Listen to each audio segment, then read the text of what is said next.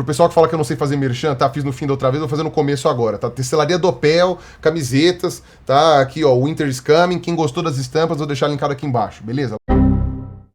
No dia 27 de julho de 2016, o mecânico José Mauro de Oliveira Lima, de 42 anos, foi ao médico e ele foi atendido no Hospital Santa Rosa de Lima, em Serra Negra, no estado de São Paulo, por um médico plantonista chamado Guilherme Capel Páscoa. O seu José Mauro tem 42 anos e ele foi acompanhado do enteado dele, de 25 anos, o Claudemir Tomás Maciel da Silva. Quando foi constatado que o problema do seu José Mauro era pneumonia, ele fez uma pergunta ao médico de qual seria o tratamento para essa doença. Só que como não era um homem de muito estudo, ele falou peleumonia, o que gerou uma certa risadinha no médico. O que acontece? Esse médico, ele depois que terminou a consulta com esse paciente, postou nas suas redes sociais uma foto escrita assim: uma imagem vale mais do que 1000 palavras. E nessa foto estava ele com um pedaço de papel escrito: não existe peleumonia e nem Raio-X, que seria um dos exames que teriam sido receitados para ver se realmente o que o seu José Mauro tinha era pneumonia. Com essa postagem,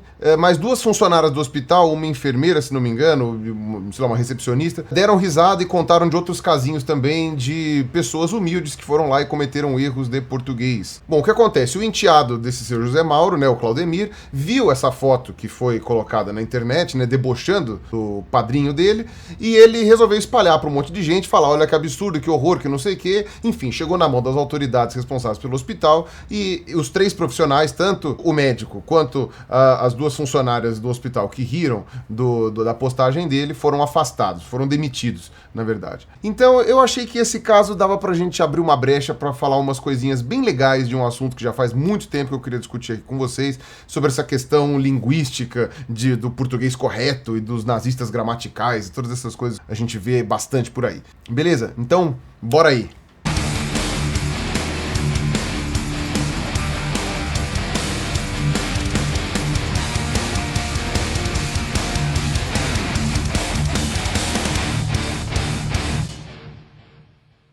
Em vós os olhos tem o mouro frio, em quem vê seu exício afigurado. Só com vos ver o bárbaro gentil, mostra o pescoço ao jugo já inclinado. Tetes todo o cerúleo senhorio, tem pera vós por dote aparelhado, que, afeiçoada ao gesto belo e tento, deseja de comprar-vos pera genro. Olá pessoas, este é mais um vídeo meu aqui na internet, e não parece, mas o que eu acabei de ler é português. Vocês entenderam bem o que está dizendo nesse texto? Eu poderia pegar vários outros trechos aqui, tá? Dessa obra, que é uma obra famosíssima, que é, para os mais literatos aí, já identificaram, Os Lusíadas, de Luís de Camões. Mas eu poderia, inclusive, pegar trechos do próprio hino nacional. O lábaro que ostentas estrelado, o fulguras ao Brasil, florão da América. Essas coisas que ninguém mais usa. Tá? São termos do própria língua portuguesa que hoje praticamente ninguém conhece ou sequer sabe que já existiu. Tá? Se não tivesse no hino nacional ou na obra dos Lusíadas, a gente nem saberia que já existiram. Basicamente, o que eu quero tratar nesse vídeo é que a língua muda. Tá? Os idiomas mudam. Na verdade, fazendo um arredondamento um pouco grosseiro, a gente pode dizer que só existem idiomas no plural, no mundo, porque a gente fala errado. Eu vou dar um exemplo de como os idiomas mudam com facilidade. E dar um exemplo bem próximo da gente aqui, pegar só as línguas latinas. Eu trabalho com crocodilos, um grupo de répteis bastante conhecido, né? Acho que ele dispensa apresentações. E esta palavra crocodilo, em português, ela vem do latim crocodilus. Só que em espanhol, e em italiano também, o termo certo é cocodrilo. Em italiano ainda tem uma forma não formal, mas bastante difundida, que é cocrodilo. Então veja bem, a mesma palavra, que do latim tinha uma origem, crocodilus, foi copiada com variedades por outros idiomas que se formaram a partir do latim.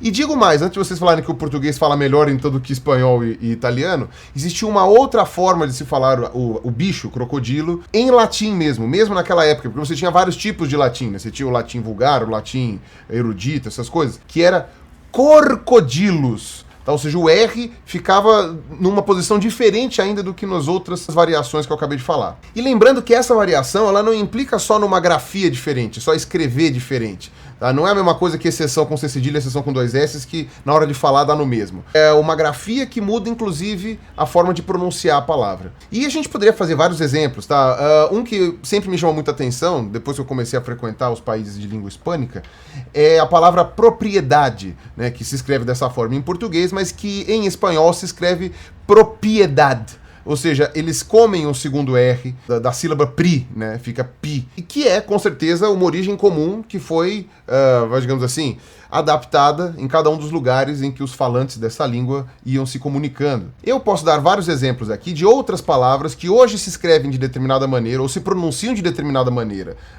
no Brasil atual, ou mesmo em Portugal, mas que 500 anos atrás, quando os portugueses chegaram no Brasil, se pronunciava de maneira completamente diferente. Peguei alguns exemplos aqui. A cerca, né, se escrevia acerqua. Agora era angora. Cérebro era célebro. Flagrar era fagrar. Florido era frolido. Glória era glória. Gente era gente, com M e J. E hoje era hoje mesmo, só que não tinha H. Então veja, o idioma mais antigo falado, o português mais antigo, escrevia algumas palavras de um jeito que hoje, se você vê alguém falando, dá aquela vontade de corrigir e falar assim, nossa, o cara tá falando errado, que burro, ai, que idiota. Mal sabe você que, na verdade, o cara está falando a maneira arcaica do português. E eu acredito que o galego, que é um dialeto do português, né, que é falado lá no norte da Espanha, ainda use algumas dessas variedades antigas, tá? Porque dependendo da palavra, algumas tiveram mudança em uma língua, mas não em outra. Então, basicamente, se a gente não fizesse modificações no idioma com o passar do tempo, basicamente falando errado, a gente hoje estaria todo mundo falando latim. Ou pior, estaríamos falando o proto-indo-europeu, que provavelmente foi o idioma que originou todas as línguas latinas, célticas, da bacia do rio Indo, persa e etc. Mas os idiomas vão mudando, tá? Eles vão mudando não só porque as pessoas falam errado, não só porque as pessoas às vezes ouvem diferente do que foi dito, mas eles vão mudando também porque sofrem influência dos sotaques de cada região, ou sofrem influência de outros idiomas com quem aquelas pessoas têm contato. Então o português, ele tem influência, além das outras línguas latinas, né, além do próprio latim, ele tem influência céltica, das línguas celtas que eram faladas em Portugal antes da invasão dos romanos, né, antes da conquista romana. Tem influência aqui no Brasil, principalmente, de línguas negras, né, línguas iorubás, bantus, etc., que vieram da África,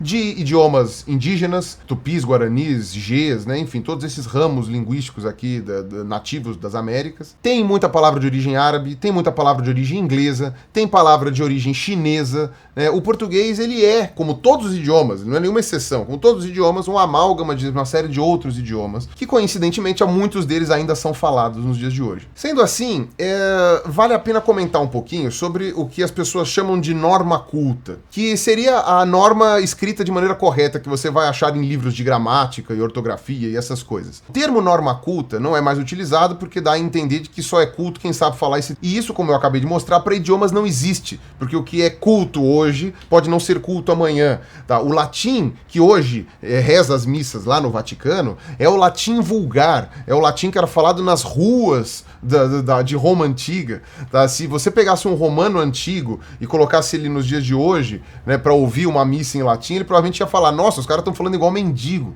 né? Ele ia achar muito estranho. Por quê? Porque o que é culto hoje, amanhã não será mais. Então é muito arrogante você chamar as normas da língua portuguesa de norma culta. O pessoal costuma chamar agora de norma padrão. Tá? Ou seja, a maneira de padronizar a língua para que todo mundo entenda. E é importante que exista uma norma padrão. Tá? Existem bons motivos para que ela exista. Por exemplo, para uniformizar o sentido dos termos, para que você consiga colocar num dicionário todos os significados daquela palavra, para que outras pessoas possam aprender quando estiverem sendo alfabetizadas. Isso inclui os nossos nativos, né, pessoas daqui, como também estrangeiros que venham para o Brasil para aprender português. Eles precisam ter um padrão para aprender, um padrão linguístico, e também para fazer com que todo mundo que fale esta norma, que seja versado nessa norma, se entenda mutuamente. Por exemplo, exemplo, vários países que falam português. Então, sei lá, Guiné-Bissau, Guiné Equatorial, Angola, Moçambique, Timor-Leste. E mesmo as variações do idioma. Por exemplo, formas de se falar que aqui são usadas, mas em Portugal não, estão inclusas na norma padrão. Então, por exemplo, em Portugal, eles falam estás a fazer. E aqui no Brasil a gente fala está fazendo. Isto são variações. As duas formas são muito usadas, apesar de serem usadas em lugares diferentes, e as duas estão corretas. E as duas estão na norma padrão. E é exatamente por isso que se faz atualizações na norma de tempos em tempos. É claro, é óbvio ululante que quando saiu a reforma ortográfica, ou o novo acordo ortográfico do português, eu fiquei bastante bravo e eu fiquei bastante irritado com isso. Por quê? Porque eu já estou acostumado com a forma como eu fui alfabetizado, com a forma com que eu aprendi a colocar os acentos e a colocar trema e essas coisas assim, e agora as novas gerações vão ser alfabetizadas de uma outra maneira. Por mais que eu ache isso bizarro, eu lembro que quando eu era criança, eu lia os livros antigos do meu avô, da coleção do Monteiro Lobato, né, da década de 10, de 20, do século 20, e lá estava escrito insecto com C, que hoje ainda é usado em Portugal, não é mais usado aqui, farmácia com PH, tá? E eu achava esquisito, mas eu fui alfabetizado com farmácia com F, inseto sem C. Então esse não é um bom argumento para criticar reformas ortográficas, né? Simplesmente é um indício de que eu estou ficando velho. Só isso. Ou seja, existe uma norma padrão do idioma, tá? E não só do português, de todos os idiomas, praticamente. E, às vezes, ela é realmente importante de ser utilizada. Por exemplo, existem profissões, ou cargos, ou ocupações em que, se você não usar a norma padrão, a norma culta, você não vai ser levado a sério, você vai perder a sua credibilidade. Um exemplo que me veio na cabeça é a área do direito. Você pode ter o advogado mais genial do mundo. O cara é um gênio no que diz respeito às leis. Se ele não escreve o português perfeito dentro da norma padrão, os outros advogados e os juízes, né, não vão levá-lo a sério. Tá? O próprio juiz também não pode escrever errado. Se ele escrever errado, ninguém vai levar ele a sério, por mais justo que ele seja, por melhor juiz que ele seja. Nesses meios, saber a norma culta é considerado mais relevante. Outro exemplo são órgãos oficiais do governo. É esperado que a mídia use a norma culta, pelo menos para dar as notícias, né? Então, seja na televisão, seja nos jornais, tá? Para que todo mundo consiga entender. Os livros que você lê, as revistas que você lê, eles têm que passar por uma revisão para se adequar à norma padrão. Mas como que você vai saber as diferenças do português do futuro? Que vai ser essa atualização que vai sendo feita com o tempo? Porque as pessoas vão falando errado. As pessoas vão falando errado e no começo são 3 ou 4, depois são 10 ou 20, depois são 100, 150, depois são 10 mil, depois 1 milhão. E aí não tem mais sentido você usar um termo antigo que ninguém mais usa. Você vai usar só o termo novo. No começo você tem os dois sinônimos, enquanto você ainda tem as duas gerações convivendo. Depois que morre a geração antiga, a nova não usa mais o termo antigo. Você quer um exemplo de como a gente acaba sendo preconceituoso com nós mesmos e não com os outros? Quando você está aprendendo um idioma. Se você vai aprender um idioma, vou colocar o inglês aqui, que é o mais comum que as pessoas queiram aprender aqui no Brasil. Você vai aprender a norma padrão do idioma inglês. E você não usa a norma padrão no seu dia a dia. Qualquer pessoa aqui que já tenha viajado para os Estados Unidos, para a Inglaterra, para a Austrália, países anglófonos, vai ver que aquilo que você aprendeu nas apostilinhas da escola de inglês não é aplicado perfeitamente no idioma dos falantes nativos. Eu ouvi uma história muito legal, que era um escritório, né, uma repartição, e uma das meninas que trabalhava lá falava o inglês todo errado, não falava inglês direito, e ela colocava you no plural, porque a palavra you em inglês é sempre singular, mesmo que ela esteja no plural. Mas ela falava yous, com S no final, para dar a entender, para demonstrar que ela estava falando de mais de uma pessoa e não de uma só. E todo mundo chorou de rir da menina, porque a menina é muito burra, meu Deus, mas como a menina não sabe de nada, you não tem plural, etc. E tinha 2 gringos de países anglófonos naquela repartição, e eles falaram, olha, realmente não é a norma culta, mas a gente fala yous. Fala yous na rua, fala yous assim como gíria, mas é até uma maneira que a gente tem de facilitar para saber se nós estamos falando no plural ou no singular. Então é a mesma coisa que um gringo chegar para falar com você e usar uma mesóclise, sabe, pegar loei, e não sei, a gente quase não usa mesóclise mais, ele vai parecer uma pessoa extremamente estranha. Então é a mesma coisa que a gente saindo para um país gringo lá falando inglês e falando o inglês todo formal, todo castiço, que as pessoas vão chegar e falar assim, olha, você tá falando muito esquisito, tá muito bonito o seu inglês, muito bonito, muito formal, mas a gente não usa dessa forma. Quando você aprende um idioma, você não quer só ser compreendido, você quer ser compreendido e fazer parte de um grupo também. Se você vai morar nos Estados Unidos, vai morar na Inglaterra, na Austrália, Austrália, você quer fazer parte do grupo das pessoas que estão ali. Então você não vai se esforçar para falar o inglês correto e forçar as pessoas a falar o inglês correto. Você vai se adequar, você vai aprender as gírias, vai aprender as pronúncias diferentes das palavras, vai aprender as maneiras de cada um de falar e vai se desviar, vai desaprendendo o inglês que você aprendeu na sua escolinha ou no seu curso. E a gente também tem essas questões. Por exemplo, se eu chegar e fizer o imperativo correto o tempo inteiro, vai parecer que eu tô dando ordens, vai parecer que eu sou um pernóstico arrogante. Eu chego pra pessoa e falo, faz isso aí pra mim, por favor. Se eu chegar e falar, faça isto para mim, por favor, pronto, já tá parecendo aquelas novelas de época que o cara chega e está mandando a escrava levar. A nossa norma padrão, né, que seria a norma culta, ela também é muito dura, né, de ser usada no dia a dia, na fala do dia a dia. Apesar de que na escrita, às vezes você usa de maneira correta e ninguém vê estranheza. Mesma coisa a conjugação do tu e vós. Quem tá me ouvindo aí que é do Pará ou do Rio Grande do Sul, né, são dois extremos do país, mas que conjugam o tu e o vós corretamente, né? Tu fizeste, tu fazes, essas coisas. Você vem aqui para São Paulo, por exemplo, que ninguém usa o tu nem o vós, a gente usa a terceira do singular, a gente usa o você para conjugar a segunda, né, do singular. Se você chegar e falar assim, tu fizeste, e a pessoa não souber que você é gaúcho, ou que você é do Pará, ou enfim, se você for um paulistano mesmo, a pessoa vai falar, meu Deus, mas por que o cara tá falando que nem novela de época, sabe? Por que ele tá falando desse jeito? Porque vai soar estranho, vai causar estranheza em quem estiver ouvindo. E isso vale para quem teve estudo e sabe que está falando errado. Ou seja, você tem a norma padrão que você aprende na escola, mas você não usa ela na rua, você não usa ela para falar com seus amiguinhos. Mas pegue aquelas pessoas que não tiveram acesso à educação, não tiveram acesso a uma escolaridade muito grande e só sabem o português de rua, só sabem o português que está fora da norma, ou pelo menos não está totalmente dentro da norma. Você tem como cobrar dessas pessoas uma correção na fala? Você tem como cobrar delas uma maneira de falar corretamente? Porque uma coisa é você ter tido acesso a estudo, a todas essas coisas e tal, e não conseguir aprender. Agora, uma pessoa ignorante, uma pessoa que não teve instrução, uma pessoa que não teve acesso a cursos e etc., a ensino médio fundamental, como é que você vai exigir que ela fale da maneira correta, se nós não usamos a maneira correta para falar no dia a dia? Então, voltando ao caso desse médico aí que sacaneou com o mecânico, ainda que esse mecânico, o senhor José Mauro, tivesse tido instrução, tivesse tido escolaridade alta e não soubesse falar, não aprendeu a falar, sei lá, por uma limitação cognitiva, será que esse médico fala tudo certinho? Será que esse médico ele fala tudo perfeitamente? O que eu achei engraçado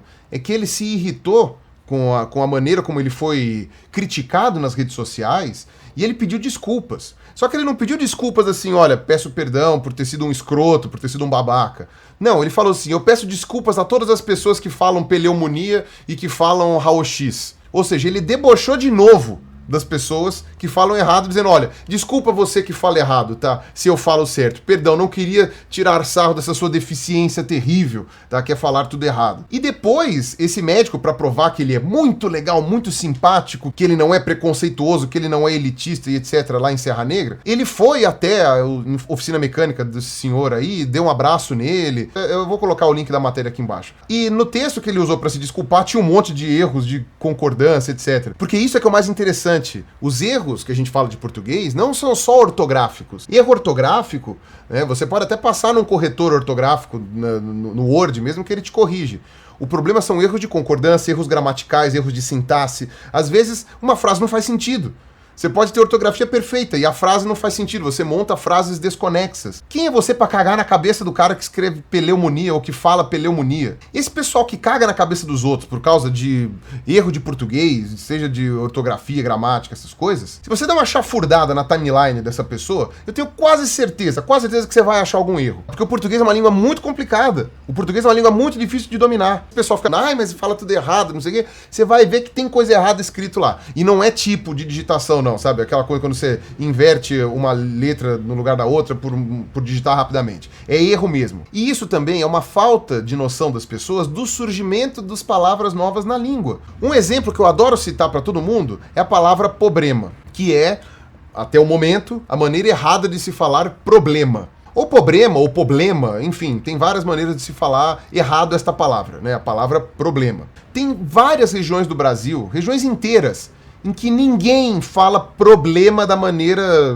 dentro da norma padrão. As pessoas falam problema ou falam problema. E aí não é só uma questão de instrução. Você pode ir na escola e aprender que o correto a se falar é problema. Mas se todas as pessoas do seu círculo de convivência, seja colegas de escola, pais, alguns professores, vizinhos, às vezes até o prefeito da cidade, se todo mundo fala problema, por que é que você vai usar a norma padrão? Que estímulo você vai ter para falar problema de maneira correta, se nenhuma pessoa do seu círculo de convivências fala do jeito correto? E isso no Brasil existe de montão. Isso é que é o mais interessante. As mudanças gramaticais e ortográficas que ocorrem em todos os idiomas, isso daí é mundial, inclusive é oficial, de que as mudanças ortográficas ou gramaticais que acontecem numa língua de tempos em tempos são motivadas pela lei do mínimo esforço. Ou seja, para algumas pessoas, para alguns grupos de pessoas, é difícil pronunciar certas palavras, então elas vão pronunciar da maneira que elas acham mais fácil. Então, por exemplo,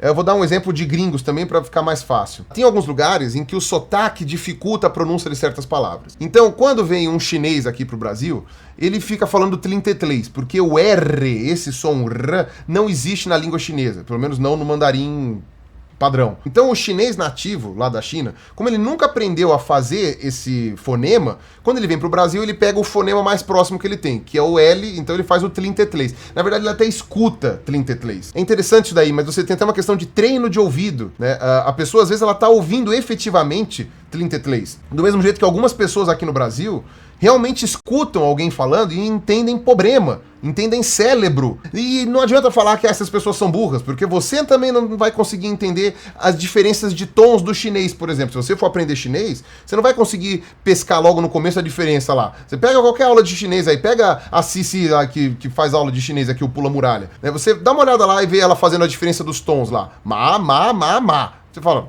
pra mim é tudo igual, sabe? E não, pro chinês ele consegue saber a diferença. Tá? Não é uma questão de burrice, é uma questão de costume. Tá? O chinês que vem pra cá falando tlintetlês, ele não é burro. E digo mais, se esses chineses que aprendem português depois de velhos fossem isolados numa comunidade sem contato com pessoas nativas falantes do português, os filhos desses chineses e os netos não iam ouvir nunca alguém falando 33. Iam ouvir sempre as pessoas falando tlintetlês.